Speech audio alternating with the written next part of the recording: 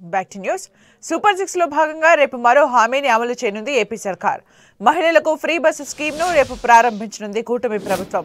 స్త్రీ శక్తి పేరుతో రేపటి నుంచి ఉచిత బస్సు పథకాన్ని ప్రారంభించనుంది. ఏపీఎస్ఆర్టీసీకి చెందిన 74% బస్సుల్లో ఈ స్కీమ్ వర్తించేలా ప్రభుత్వం నిర్ణయం తీసుకుంది. రేపటి నుంచి రాష్ట్రంలో మహిళలకు ఉచిత బస్సు పథకం అమలుకు ఆర్టీసీ అధికారులు సన్నద్ధమయ్యారు.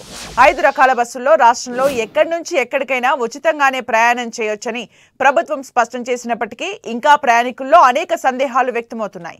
విజయవాడ జోన్లో 1800కు పైగా బస్సుల్లో ఈ పథకం అమలు జరుగుతుందంటూ APSRTC Vijayawada zone chairman Reddy అప్పలనాయుడుతో మా ప్రతినిధి శ్రీనివాస్ ఫేస్ టు ఫేస్.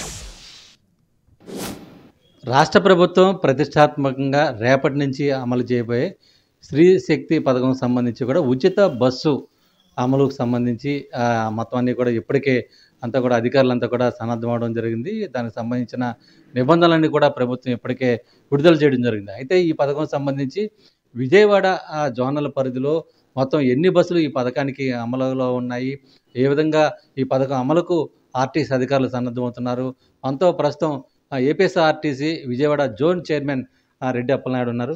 సరే, అంటే ఏ విధంగా అమలు చేయడానికి మార్గదర్శకాలు చూస్తున్నారు, ఎలా ఈ పథకం సంబంధించి ఎంతమందికి ఉపయోగపడే విధంగా? అంటే రాష్ట్ర ప్రభుత్వం కూటమి ప్రభుత్వం ఏదైతే సూపర్ 6 ఇచ్చిందో సూపర్ 6లో భాగంగానే రేపటి నుంచి ఈ యొక్క కార్యక్రమాన్ని ప్రారంభిస్తూ ఉంది. ఈ జోన్ పరిధిలో 2712 బస్సులు ఈ జోన్ పరిధిలో ఉన్నాయి. దాంట్లో 1875 బస్సులు ఫ్రీకి ఇస్తున్నాం. అంటే 69.14% బస్సులని ఫ్రీకి ఇస్తా ఉన్నాం. స్టేట్ వైడ్గా ఎక్కడికైనా తిరగవచ్చు.